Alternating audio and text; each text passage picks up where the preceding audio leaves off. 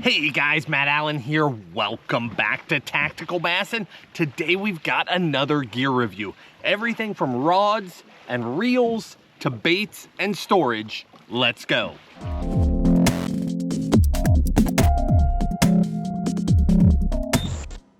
I'm so excited that we get to do another gear review this time of year. You know, this is a funny time of year in the bass fishing industry. ICAST is just a few weeks away, so some years, nothing new is launched this time of year. Last year, the gear review I had scheduled for this time of year, we pulled the plug on it because there was nothing new, nothing that was good enough to even warrant the video. We just let it go and waited for ICAST. But this year, that is not the case. There's all sorts of awesome new stuff. We've still been testing things that were launched at the Classic. We're ready to talk about those, as well as a bunch of new stuff. We've got everything from JDM rods, a variety of reels, hooks, baits, storage, apparel. Let's start here. Let's start at apparel, and then we're just gonna back up and work our way through this thing. First up, from AFTCO, you guys know how much Tim and I like AFTCO apparel. We've worn it for a very long time. You probably can't even find a photo of us that doesn't have something AFTCO in it. We love the gear. We also really like that company and the people behind it. That's a family-owned company, and they are an amazing family that really are advocating for bass fishing and sport fishing in general at so many levels. I mean, the amount of money that is invested in places people never see, from release boats at tournaments to supporting scientific studies, you name it. Everything to putting grass in lakes to help fisheries develop. It's incredible what all those guys are involved in. So anytime we have an opportunity to support them, we try and do that. You also probably know, well, if you're new to tactical bassing, you probably don't know, but sun gear and covering your skin is very, very important to me because I have had skin cancer. If you ever meet me in person, you might notice this funny scar on my face. That was from a Mohs surgery to have cancer removed from my cheek already at a fairly young age. So being covered up, taking care of myself is very important. And that's why you'll see Tim and I out when it's 105 degrees. I'm wearing pants, long sleeve, hood, mask, right? I'm always covered up, and the parts of me that aren't have sunscreen on it, but I try to avoid sunscreen as much as possible, and that's why you always see me in long sleeve sun shirts. Now, there are tons of sun shirts on the market, but this one in particular I thought was really neat and wanted to bring it to your attention. This is called the Ocean Bound sun shirt. It's super functional, works great as a sun shirt. They make it in both a hooded and a non-hooded. I highly recommend hooded. Even in the summer, it makes such a difference keeping that beating sun off of you. But the reason why this one, the name says it all, Ocean Bound. So all sorts of companies act like they're doing positive things, right? But from what I've seen through the years, it's been remarkable to watch AFTCO actually do those positive things. So these shirts are like 60+% made out of plastic bottle waste that was literally headed to the ocean and was captured and then was turned into a material that has gone into these shirts, thus the ocean bound part of that name. And I just think that's awesome because I'm going to cover up in sun gear regardless, but when I can cover up in something like that, you're involved in something positive as well, and I think that's great. So in the video description, we'll link all this gear, from the sun shirt itself to, you know, when we get down to baits and things like that. I'll even give you favorite colors in the video description. When we talk hooks, I'll give you favorite sizes, all those different things to help you guys. But in that video description below the video, you'll find links that go straight to Tackle Warehouse, straight to each item, so that you can go and look at it and you don't have to be taking detailed notes. Next up, let's go rods and reels first, then we'll go through the rest. I like to cover those big items. First up, from Megabass. This is pretty cool. So this is not a new rod per se. In fact, I've owned this one for a little while. I acquired it in a trade, but I was completely shocked when I got on Tackle Warehouse and saw the Megabass Destroyer TS series in stock. These are JDM rods, and I never thought that we would see them available at a major US retailer. I think that's awesome. The Destroyer TS line of rods was designed for giant fish, period. These are for high-end aficionados, guys that want quality gear, guys that want to try JDM gear, guys that are serious about landing their giant bites. This is not budget gear. This is high-end JDM equipment. But the thing that sets this Destroyer TS series apart, again, is that mindset of specifically targeting giant bass. Like the reading that I had done on it in the past when I traded and got this one was that they built the line like specifically with targeting a world record bass in mind. So multi-axis blanks. And what you really need to know about that is that you end up with an incredible amount of rigidity and power. So like insane lifting power where you can just lean and lean and lean and drag those fish out of cover. It is designed all the way through for big fish. So you might notice this wrap that goes on there, that double wrap, that goes all the way up the rod, all the way up. That is to create that incredible power and rigidity where you can just lean and lean and lean on them. Double-footed guides all the way up. Again, power. That's its whole purpose, to not fail under extreme load while you're targeting monster fish.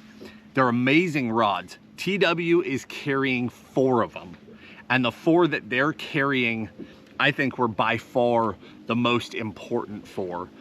The poker is the one that I have had personally I've had the most experience with. It is designed as a big jig rod. You know, I'm thinking open water, but I want giants. No jack jig, big heavy pitching jigs, giant football jigs where you just want to smash those fish and just go to town and get them to the boat. It's perfect for that. But I've found a lot of crossover with it. The Magdraft Freestyle, be that on a lead head fishing deep, but even more so when I'm throwing it on a big beast hook and I need that power to just smash those fish.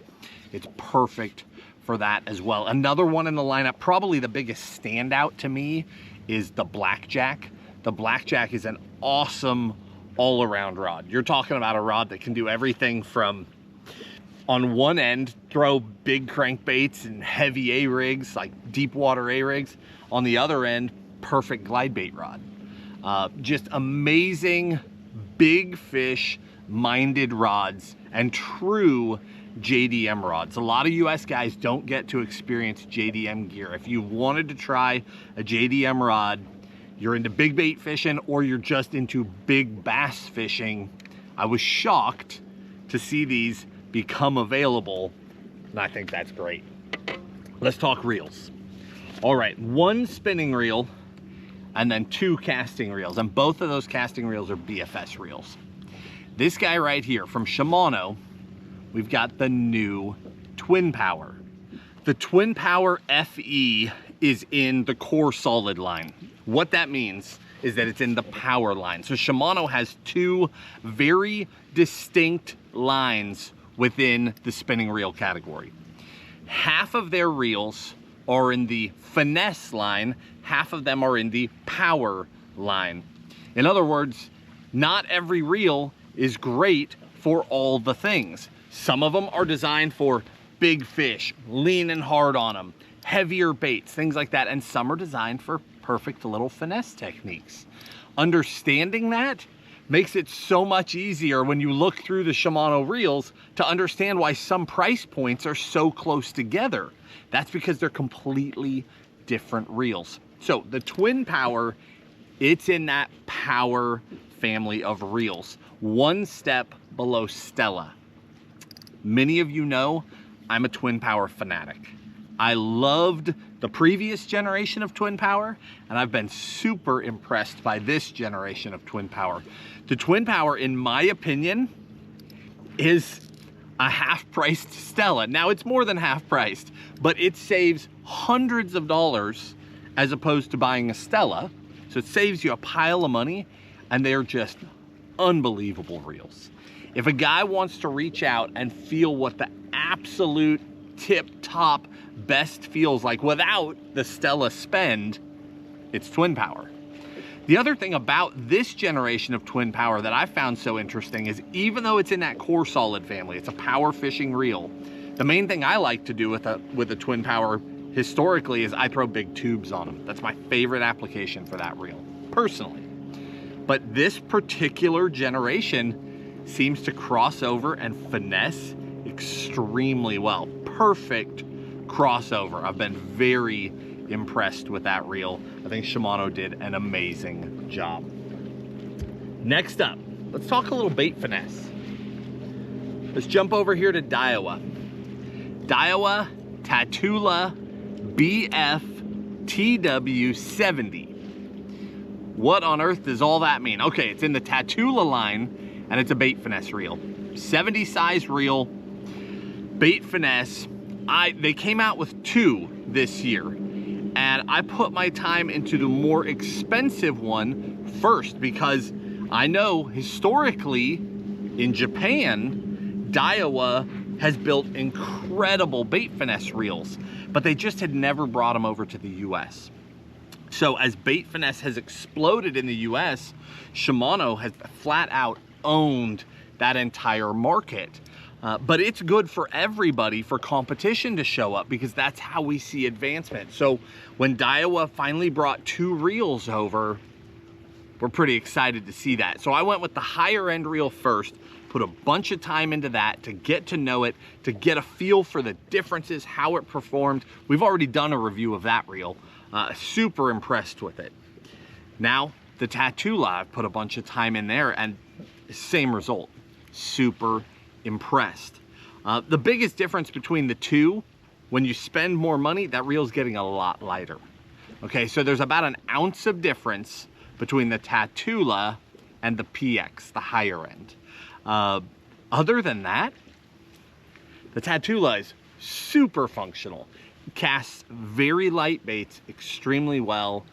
No problem with distance. I get great distance even out of tiny little micro baits. I've been extremely impressed with this entire family of reels, and that Tatula is just carrying that on. It's a very solid bait finesse choice. If you like to throw Daiwa reels and you're dabbling in bait finesse, I would not hesitate to try that Tatula. That is a great option. I got one more for you. Staying with that bait finesse, Abu Garcia.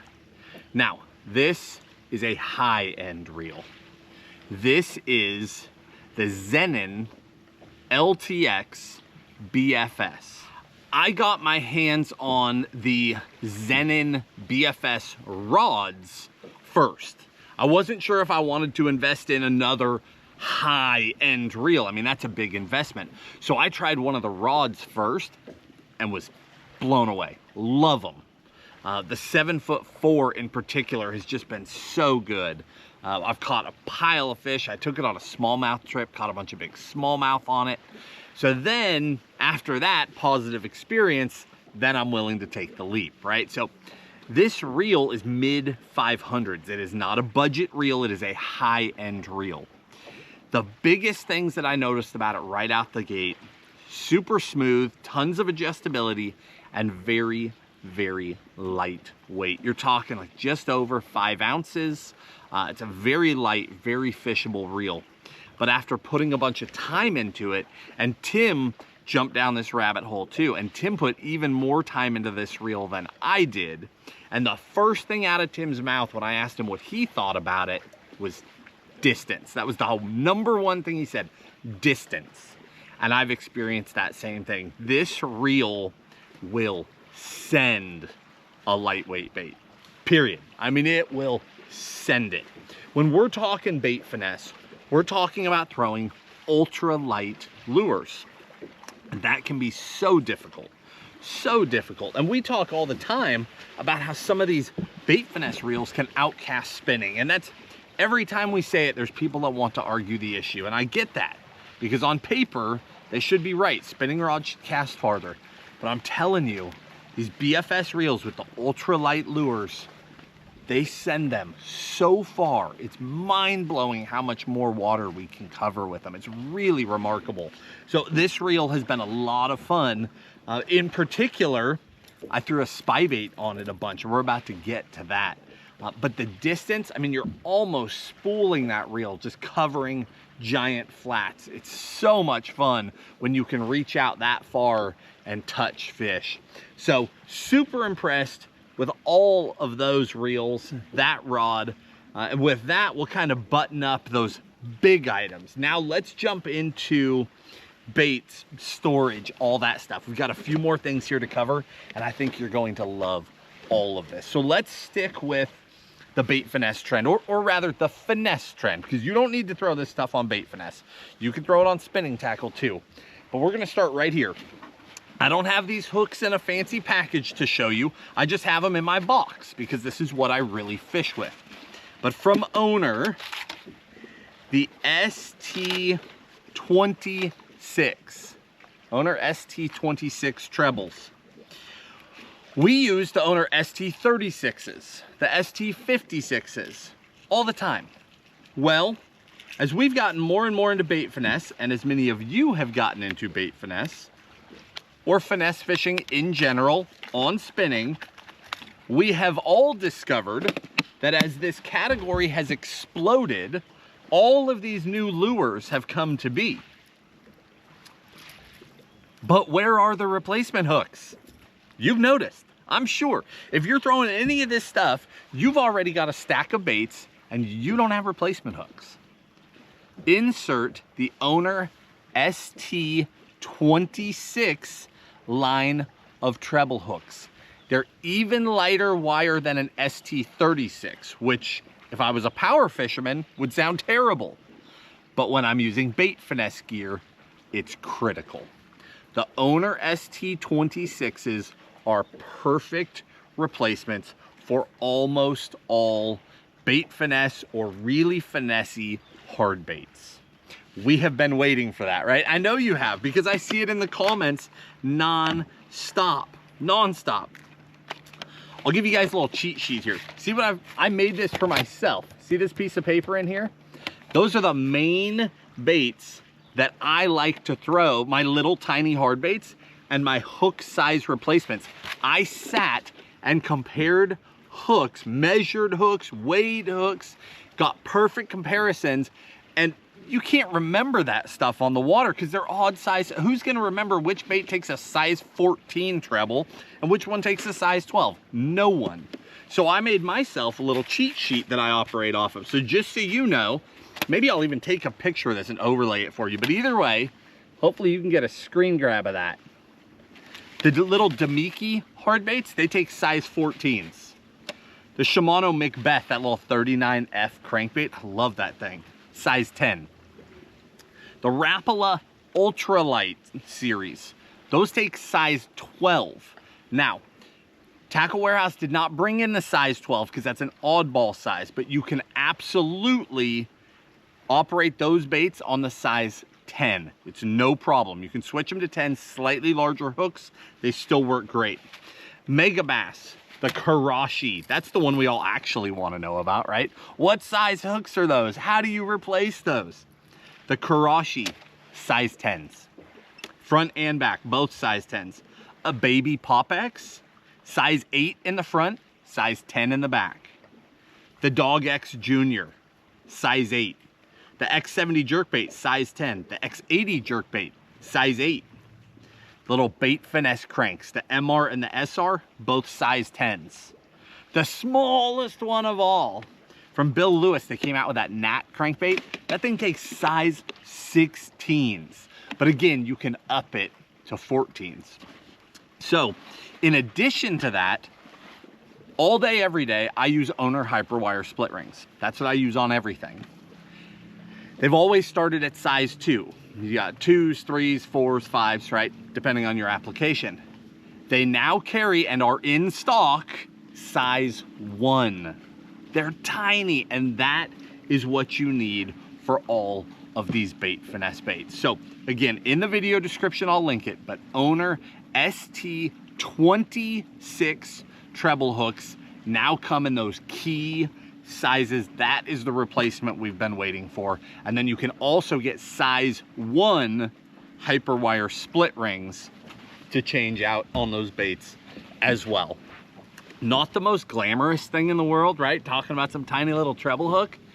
But if you have been going down this rabbit hole like we are, that was important information, and I wanted to get that to you guys as soon as possible. We were not waiting until after ICAST for another gear review to cover all that new stuff and slip it in there. It needed to be right now, because I know I've had that struggle. I know you've had that struggle. With that, let's talk baits. A new jerk bait for you from Megabass, their Shading X series. The Shading X, you've got 3 different sizes. Today I'm specifically talking about the 55, okay? This one and the medium one, both absolutely have BFS applications, Bait Finesse applications. The largest one, that's more of a traditional size jerkbait. But this little 55 in particular, this thing is awesome. I brought a Karashi just to give you a size comparison. They're almost the same. Now the Shading X is actually thinner, but overall body size, they're almost identical. So we're talking about a true jerkbait in that size profile. And I think that's awesome. Now, in addition to being the right size, now you can throw this on Bait Finesse, you can also throw it on spinning, but in addition to being that size, the action is awesome. This bait, I don't hit it very hard. It's a deep diving jerk bait. I don't hit it very hard. Soft twitches, and it's got great flash. Great flash. But the biggest thing I've noticed, what I like most about it, because there are plenty of companies that make tiny little baits, they just don't work. It's very rare when you find functional baits. That's why my list in my treble hook box is such a short list of baits, right? There's not that many that I'm willing to use. The cool thing about this bait is that when you stop it, it's got this little body rock to it as it comes to neutral. And anytime you've got secondary action like that, fish just respond to it.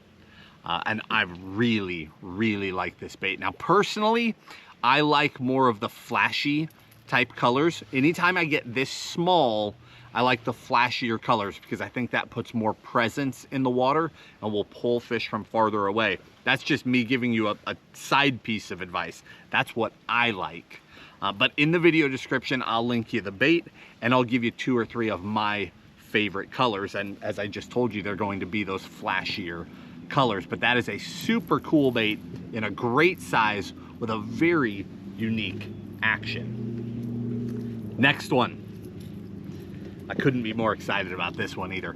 I've already caught giant fish on this thing, and a lot of them. From Duo Realis, we have the Spin Bait series. This is the Spin Bait 80. That's the 3/8 ounce version. Just a key bait in my arsenal, and a lot of people overlook the entire spy bait category, and it's such a mistake. I catch giants every year on spy baits. Every year. I have so much confidence in them. I don't throw them all the time. There's a time and a place for them. But when it's their time, they're untouchable. I have threatened to do an in-depth spy bait video for a long time, and we have not followed through, and I'm just letting you know right now we're following through. That video is coming very soon. I'm going to do that. But in the meantime, let me introduce you. So there's the Spin Bait 80. Let me introduce you to the Spin Bait 70. This was needed.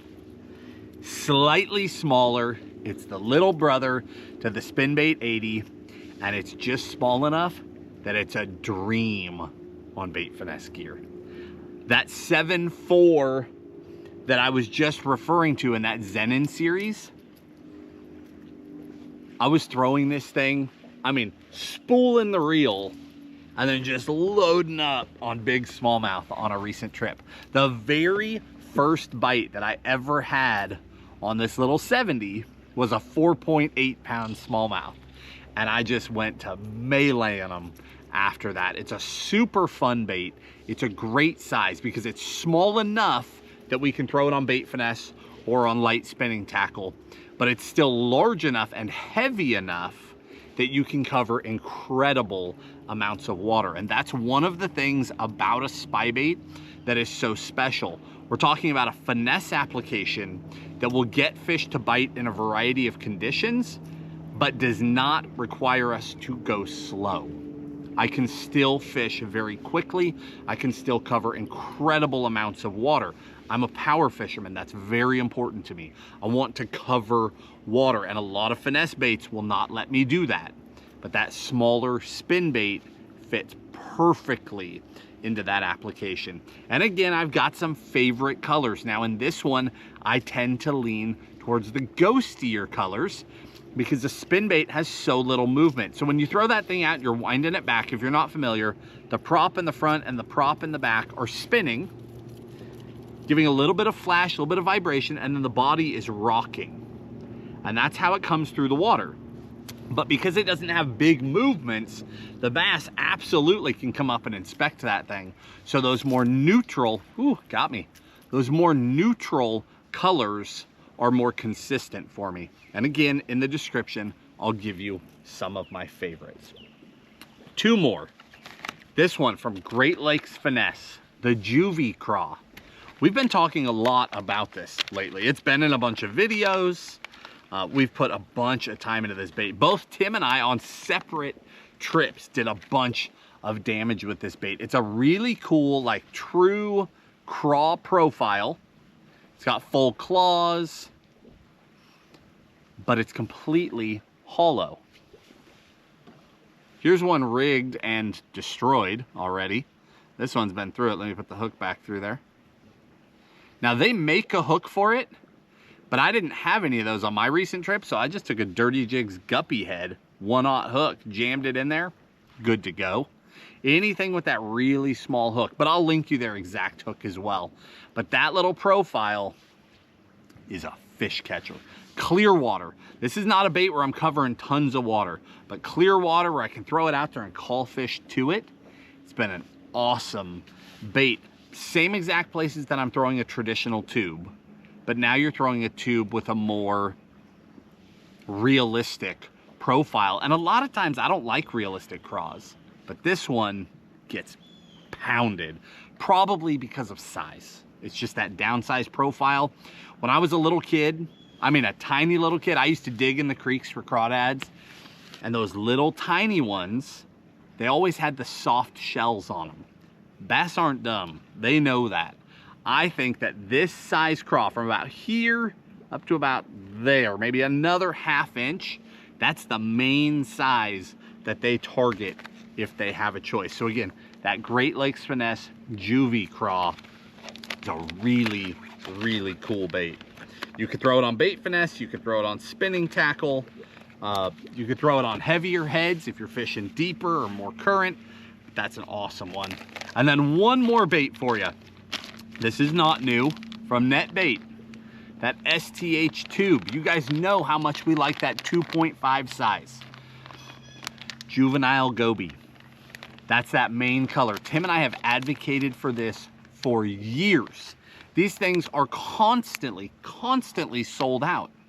Well, the entire Netbait STH line was revamped with bait fuel. I don't know, a year ago, year and a half ago, something like that. Time flies. That's still juvenile goby. Here's why this is in this video today. It's not a new bait. Do you see the color difference?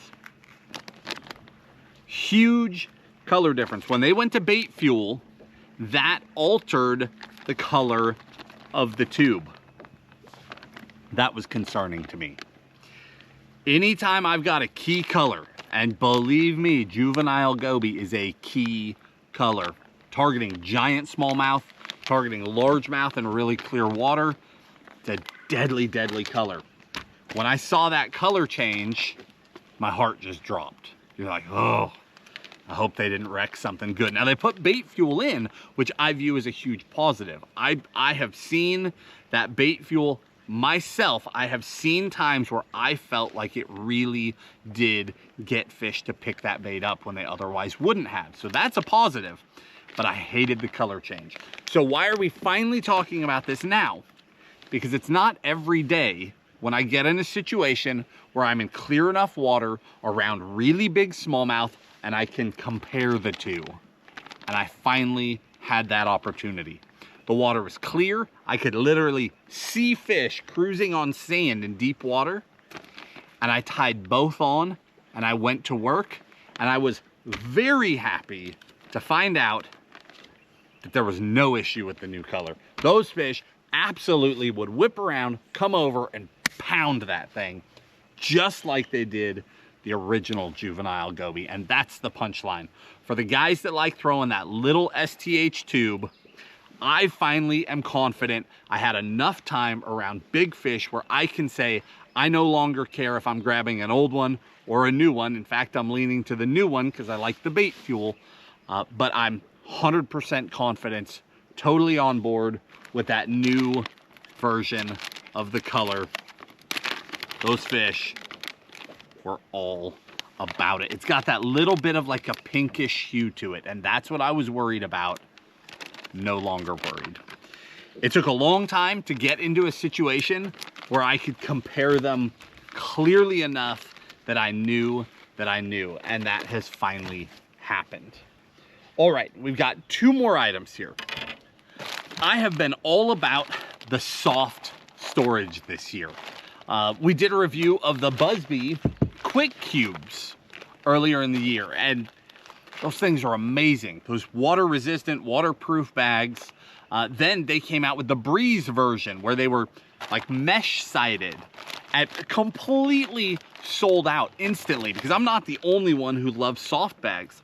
So I'm just constantly looking for more options, and I ran across this bag from Nomad. Very similar in concept to that Busby Quick Cube Breeze, but the reason they were built is completely different. So Nomad, they are traditionally a saltwater company. I've got this one. This thing's like half full, and look how many adrenaline crawls I have in here. And seriously, it's only half full. I could put so many more bags in it. Completely stuffed with adrenaline crawls. Let me get those out of the way. So I want to show you the bag itself. The bottom of this bag is built out of the same material.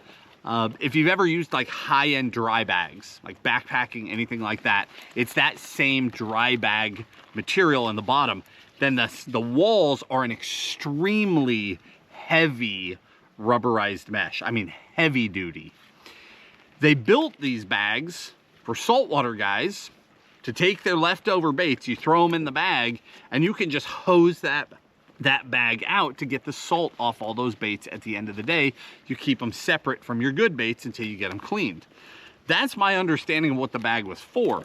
Well, welcome to bass fishing. We generally don't have saltwater, but what we do have is the need for really good storage solutions that don't break. Sometimes we need waterproof storage solutions. Sometimes, in the case of me trying to organize my plastics, I couldn't care less if it's waterproof or not. They're already in their own bags. You guys know how much I like throwing a wobblehead. So I need adrenaline crawls in all kinds of colors. But I don't care whether or not it's a waterproof bag. But that bag is incredibly durable. Oversized zipper, super heavy duty mesh, and the price point on these is phenomenal. I have been switching more and more of my soft bait storage to soft bags, and I will never go back. It makes my life so much easier because I can cram them into places. You know, you start sticking rigid boxes and you can't quite get one past the other, so you can't get an extra box in. With these, you just smash them, make them fit. I love it. They're quiet in the boat. They're not banging. They're not scratching my fiberglass. I'm not scratching aluminum in my jet boat and making all sorts of noise in the river. Super quiet storage solutions that are awesome. I'm very, very impressed with this bag. Comes in 2 sizes. This is the small, and it's like a 3,600 deep, if we're gonna compare it to like a standard Plano box. So 3,600 but deep. And then the large is like a 3,700 deep, just to give you a size profile for those. Super impressed with those. The very last thing I want to talk about is this box back here. This is another Busby box. This is their Busby Hive box. And right now it weighs a ton because I brought it loaded. I recently went on a trip. I was doing some saltwater fishing and we took an aluminum boat. And my aluminum boat has no storage in it. I mean, no storage.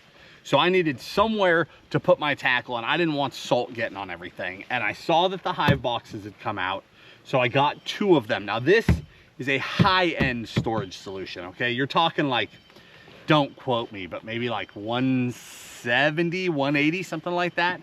But this is a tote that is actually built with durability, waterproof, longevity in mind. It comes with dividers that you can put in, and it perfectly fits all the Busby boxes. You can also pull those dividers out, in and out, one by one, and put in anything else that you want. But I took 2 of these totes completely filled with all the tackle I would ever need for anything I was going to run into in saltwater, and that's what I kept in the bed of my truck when I was staying at the hotel, and what I kept in the boat when I was fishing. Completely waterproof. We're not talking water resistant, we're talking waterproof. Like, fill it up with water, turn it upside down, it's waterproof. So similar totes to what you would store stuff in your garage, but designed to go forever. One bonus thing I noticed, like in the saltwater world in particular, but it's in bass too, everybody carries an ice chest. I don't know how many cold drinks everybody else needs in a day. I don't need that many. I don't need an ice chest in my boat in addition to what I've already got in my boat. But I do need, particularly in my aluminum boat, I need a lot more storage. So this ended up being perfect. And I mean, we're talking everything from tackle storage to a place to sit to a sight fishing stand, right? Whether you're on flats or you're one of those guys in Texas that wants a big old sight fishing platform on his boat. These, I mean, I'm not a little guy.